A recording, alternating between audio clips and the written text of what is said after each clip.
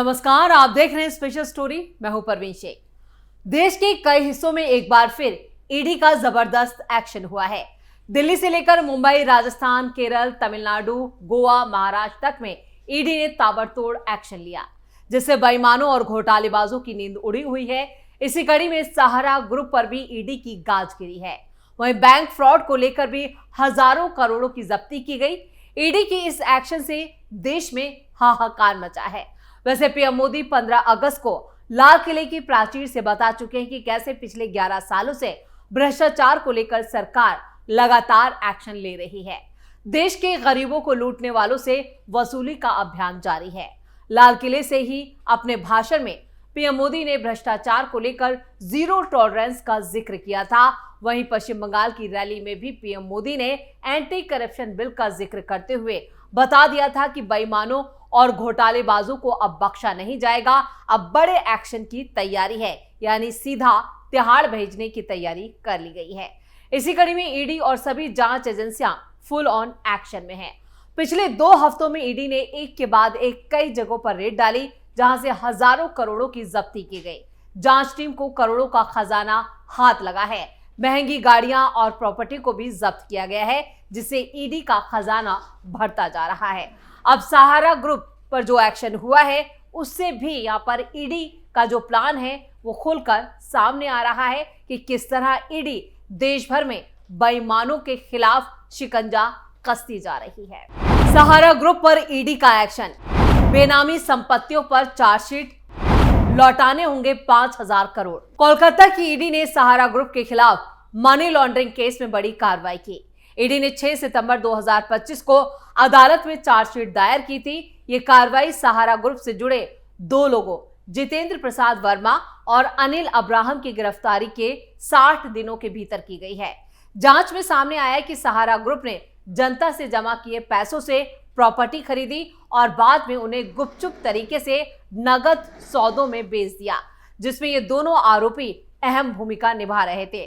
Supreme court के आदेश पर सहारा ने अब तक करीब 16,138 करोड़ रुपए सहारा सेवी अकाउंट में जमा किए, जिसमें से पहले 5,000 करोड़ रुपए निवेशकों को लौटाए जा चुके हैं। अब सुप्रीम कोर्ट ने 5,000 करोड़ रुपए वापस करने की इजाजत दे दी है। ईडी ने सहारा की बेनामी जमीनें अटैच की। जुलाई 2023 से अब तक 27 लाख से ज्यादा निवेशकों को 5,000 करोड़ रुपए लौटाए जा चुके हैं। इसके अलावा 14,000 करोड़ से ज्यादा के दावों की जांच भी हो चुकी है। ईडी की जांच में यह भी सामने आया कि सहारा ग्रुप असल में पोंजी स्कीम चला रहा था। जमा रकम का सही इस्तेमाल नहीं हुआ और पैसे को बेनामी संपत्तियों और निजी इस्तेमाल में लगाया गया। फिलहाल ईडी ने सहारा की कई बेनामी जमीनें अटैच कर दी हैं और आगे भी बड़े अफसरों और विदेश में हुए लेन देन की जांच जारी है। यानी अभी हजारों करोड़ों की और वसूली होनी है, जिसके तार विदेशों तक जुड़े हैं और विदेशों में जो बड़ी डील हुई है, अब उसको लेकर ईडी ने एक्शन शुरू कर दिया है। बैंक फ्रॉड में ईडी का जबरदस्त एक्शन। इसी कड़ी में चेन्नई जोनल ऑफिसर्स की प्रवर्तन निदेशालय ने 27 अचल संपत्तियों यानी स्टेट बैंक ऑफ इंडिया को वापस कर दी है। इन प्रॉपर्टीज की कीमत करीब 163 करोड़ 85 लाख रुपए है। यह एक्शन 380 करोड़ रुपए के बैंक फ्रॉड के मामले से जुड़ा है, जिसमें नथेला संपत ज्वेलरी प्राइवेट लिमिटेड और कई और दूसरे आरोपी शामिल हैं। 380 करोड़ के लोन का गलत इस्तेमाल। ईडी की जांच सीबीआई की 2018 की एफआईआर पर आधारित थी और यह एफआईआर एसबीआई की तरफ से दायर शिकायत पर दर्ज की गई थी। 3 बैंकों के कंसोर्टियम, जिसमें एसबीआई लीड बैंक था, कंपनी ने 380 करोड़ का लोन दिया था। आरोप है कि कंपनी ने यह रकम गलत तरीकों से इस्तेमाल की और बैंकों को वापस नहीं की गई। ईडी की जांच में यह भी सामने आया कि कंपनी के प्रमोटर्स ने कई फर्जी कंपनियों और रास्तों का इस्तेमाल करके बैंक का पैसा निजी फायदे के लिए घुमाया और इसी मामले में ईडी ने 2018 में 328 करोड़ 44 लाख रुपए की 37 संपत्तियां जब्त की थी और इसी मामले की सुनवाई के दौरान एसबीआई ने कोर्ट में यह आवेदन दिया था कि 27 संपत्तियां बैंक को वापस दी जाएं, क्योंकि वो असली पीड़ित है। ईडी ने इसी आवेदन का समर्थन किया। स्पेशल कोर्ट ने सहमति जताते हुए आदेश दिया और 12 सितंबर 2025 को ही ये 27 संपत्तियां एसबीआई को सौंप दी गई थी। फिलहाल इस मामले में चार्ज फ्रेम हो चुके हैं और ट्रायल भी जारी है। 1200 करोड़ के घोटाले पर चला ईडी का चाबुक। इधर ईडी ने गोवा के पणजी में भी यशवंत सावंत और दूसरे मामले में गोवा और हैदराबाद में 13 आवासीय और कारोबारी परिसरों में मंगलवार और बुधवार को लगातार छापेमारी की। ये तलाशी पीएमएलए के प्रावधानों के तहत गोवा में कम्युनिटी डार्ट की जमीन पर अवैध कब्जा करने से जुड़ी है। ईडी ने अंजुना कम्युनिटी डार्ट की जमीन पर कब्जे से जुड़े आईपीसी की धारा 860 की कई धाराओं के तहत गोवा पुलिस की दर्ज एफआईआर के आधार पर ही इस मामले की जांच शुरू की थी। आरोपियों ने गोवा के प्रमुख इलाकों में 1200 करोड़ रुपए की 3,50,000 वर्ग मीटर से ज्यादा की जमीनें हड़प ली और इन्हीं जमीनों को लेकर ये छापेमारी की गई और इसी दौरान कई महंगी गाड़ियों और घरों पर भी जब्ती का काम किया गया। ईडी की जांच में कौन सी बातों का हुआ खुलासा? ईडी की जांच और तलाशी अभियान से पता चला है कि आरोपियों ने गोवा के ही अंजुना और आसगांव जैसे कई इलाकों में यहाँ पर कई लाख मीटर जमीन पर कब्जा कर रखा था और इसका म्यूटेशन भी कराया था। म्यूटेशन प्रक्रिया को आसान बनाने के लिए पुराने और जाली दस्तावेजों के यहाँ पर जो थे वो जमा किए गए अधिकारियों के पास और इसी को लेकर पूरे घोटाले को अंजाम दिया गया।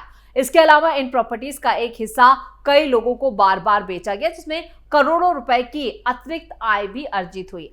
आरोपियों ने अवैध तरीके से कई जमीनों का जो हड़पी थी उनकी जो बाजार कीमत बताई जा रही है वो बताया जा रहा है कि 1200 करोड़ रुपए से ज्यादा की जमीनें हैं जिन्हें बार बार बेचा और खरीदा गया। तलाशी अभियान के दौरान करीब 72 लाख रुपए की नकदी और 7 महंगी गाड़ियां जैसे पोर्शे कैमेन, BMW 650 और range rover, Mercedes Benz, BMW M5, Audi A6 जैसी गाड़ियों को जब्त किया गया है। इस लेन देन में शामिल व्यक्तियों के कई बैंक खाते और यहाँ पर जो सेविंग अकाउंट्स हैं उन्हें भी जब्त कर लिया गया है। अभियान के दौरान इन जमीनों के लेन देन से जुड़े कई और भी आपत्तिजनक दस्तावेज बरामद किए गए हैं जिनकी जांच की जा रही है। जांच से गोवा में अवैध रूप से जमीन हड़पने में शामिल लोगों के एक बड़े नेटवर्क का भी पर्दाफाश हुआ है।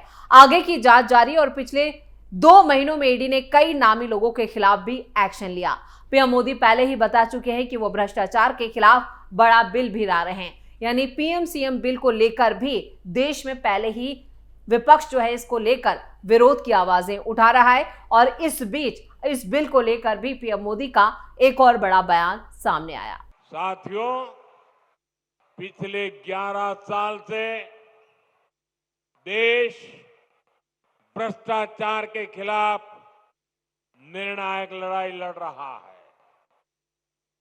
अब इसी दिशा में देश ने एक और बड़ा कदम उठाया है। इस बार लोकसभा में भाजपा सरकार एक बहुत बड़ा एंटी करप्शन बिल लेकर आई है। पीएम मोदी के इस बयान से साफ है कि बिल का जिक्र उससे पहले ही विपक्ष में दहशत फैला रहा है।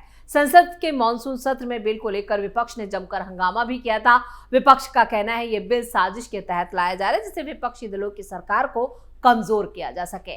वहीं पीएम मोदी कह चुके हैं कि जेल से अब सरकार नहीं चलेगी। तो भारत सरकार अब संवैधानिक ढांचे में बड़ा बदलाव लाने की तैयारी कर रही है। गृहमंत्री अमित शाह ने 20 अगस्त 2025 को ही लोकसभा में 3 अहम बिल पेश किए जिनका मकसद प्रधानमंत्री, केंद्रीय मंत्री, मुख्यमंत्री और राज्यों और केंद्र शासित प्रदेशों के मंत्रियों को गंभीर आपराधिक मामलों में गिरफ्तार किया जाता है और 30 दिन तक अगर वो जेल में रहते हैं तो उन हालात में उन्हें कुर्सी से हटाया जा सकता है, यानी कानूनी आधार पर यह कार्रवाई की जा सकती है।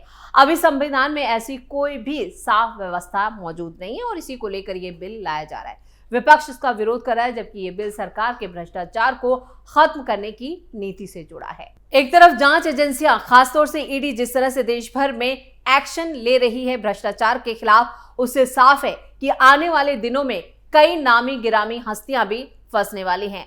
आपको बता दें कि 7 अगस्त 2025 को ईडी ने करीब 23,000 करोड़ रुपए की मनी लॉन्ड्रिंग की रकम वसूल की और इसे वित्तीय अपराधों के शिकार पीड़ितों को वापस भी कर दिया गया। ये जानकारी देश के सॉलिसिटर जनरल तुषार मेहता ने ही सुप्रीम कोर्ट में दी थी। ये बयान सुप्रीम कोर्ट की एक विशेष बेंच के सामने दिया गया जिसमें मुख्य सीजेआई BR गवई और न्यायमूर्ति सतीश चंद्र शर्मा भी शामिल थे। ये सुनवाई 2 मई को दिए गए उस विवादित फैसले की समीक्षा याचिकाओं को लेकर हो रही थी जिसमें Bhushan power and steel limited की परिसंपत्तियों को बेचने का आदेश दिया गया था और JSW स्टील की समाधान योजना को खारिज कर दिया गया था। उसी वक्त यहाँ पर ये बयान सामने आया था कि किस तरह से 23,000 करोड़ रुपए की वसूली ईडी ने की थी और उसके बाद इस रकम को वापस भी किया गया। यानी जो इसका शिकार हुए थे, जिनसे ये रकम औने पौने दामों पर या कहें कि घोटालों के जरिए इसको अंजाम दिया गया था, उसे ईडी ने जांच के बाद यहां पर वसूला है और उसको पीड़ितों तक पहुंचाया है। ये खुलासा खुद सुप्रीम कोर्ट में हुआ था, जिसके बाद जो ईडी पर सवाल उठाते हैं, ईडी की जांच पर सवाल उठाते हैं, खासतौर से विपक्ष, उसके मुंह पर एक जोरदार तमाचा लगा था। तो ईडी की अभी तो जांच और एक्शन शुरू हुआ है। जैसे ही ये रफ्तार पकड़ेगा, इससे बेईमानों और घोटालेबाजों की नींद उड़ने वाली है और खासतौर से विपक्ष में तो हाहाकार मचना तय माना जा रहा है, क्योंकि विपक्ष के कई बड़े नेता ईडी की रडार पर हैं। स्पेशल स्टोरी में इतना ही। वीडियो कैसा लगा कमेंट करके अपनी राय जरूर दें। वीडियो को लाइक करें, शेयर करें और कैपिटल टीवी को सब्सक्राइब जरूर करें। धन्यवाद।